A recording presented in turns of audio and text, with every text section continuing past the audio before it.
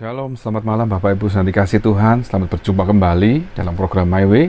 Satu program renungan singkat yang akan berkati kita sebelum kita beristirahat tidur malam hari ini dalam damai sejahtera Tuhan. Dan malam hari ini kita akan belajar tentang satu tema, yaitu bangkit, bangun dan bangkitlah menjadi terang, yang diambil di dalam Efesus 5 ayat 14. Saya bacakan Efesus 5 ayat 14. Itulah sebabnya dikatakan, bangunlah hai kamu yang tidur, dan bangkitlah dari antara orang mati, dan Kristus akan bercahaya atas kamu. Ada satu seruan yang firman Tuhan tuliskan untuk jemaat di Efesus.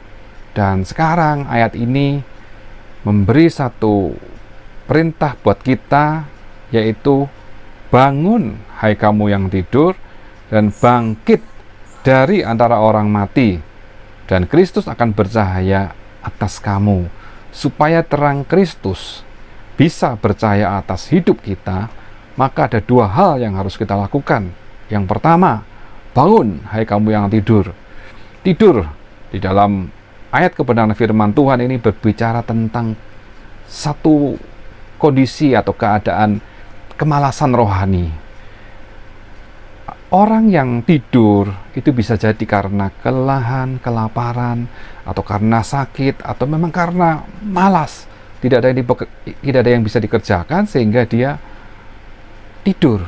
Nah, di dalam firman Tuhan, orang yang tidur secara rohani adalah orang yang bisa saja karena kondisinya sedang lelah secara rohani, akibat dia jarang merenungkan firman Tuhan, jarang mendengar firman Tuhan, jarang membaca firman Tuhan, sehingga bisa dikatakan bahwa rohaninya itu sedang sakit.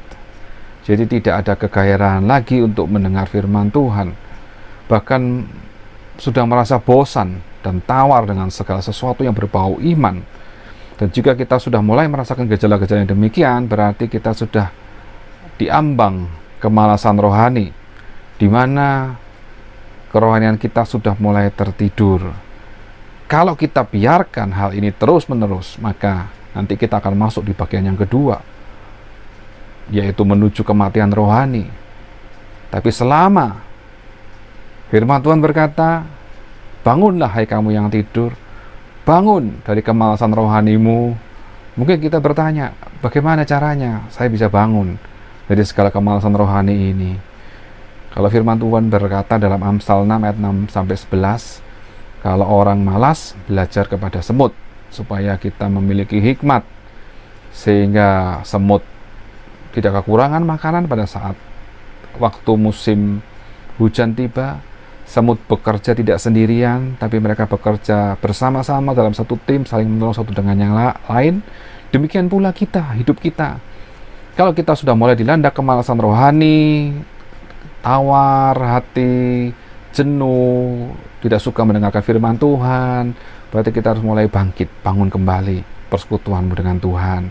Hadirlah dalam setiap acara-acara persekutuan doa, lalu ibadah bersama, karena dari situlah api itu akan mulai menyala, sehingga kerohanian kita bangun dari tidur.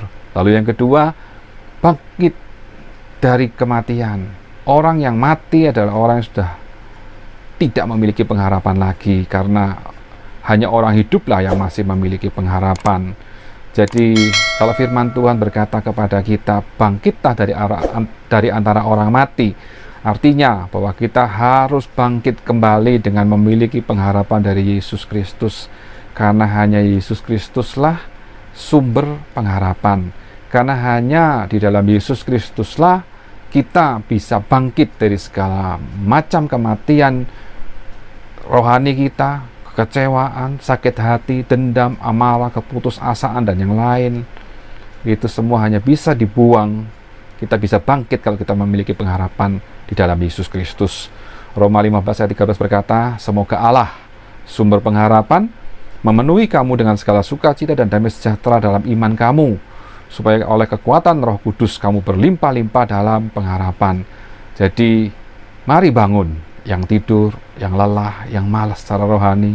Mari bangkit setiap dari kita yang sudah kehilangan pengharapan, percaya kepada Tuhan, supaya hidup kita benar-benar diterangi oleh cahaya Kristus, karena Kristus hidup di dalam hidup kita. Kita akan baca ayat yang terakhir dalam 1 Tesalonika 5 ayat 6 sampai 10. Firman Tuhan berkata demikian, sebab itu baiklah jangan kita tidur seperti orang-orang lain, tetapi berjaga-jaga dan sadar. 7. Sebab mereka yang tidur waktu malam, dan mereka yang mabuk waktu malam. Ayat 8.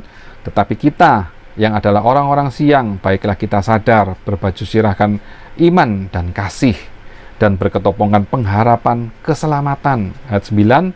Karena Allah tidak menetapkan kita untuk ditimpa murka, tetapi untuk beroleh keselamatan oleh Yesus Kristus Tuhan kita. Ayat 10. Yang sudah mati untuk kita, supaya entah kita berjaga-jaga, entah kita tidur, kita hidup bersama-sama dengan Dia. Yesus datang untuk memberi kita hidup di dalam kelimpahan, hidup di dalam keberkatan, hidup dalam sukacita dan penuh pengharapan. Itu berkat Tuhan buat kita. Mari kita bangun, mari kita bangkit, kita menjadi terang karena Kristus sudah bercahaya atas hidup kita, menyelamatkan kita, menjadikan kita terang dunia. Amin. Puji Tuhan, Tuhan Yesus memberkati.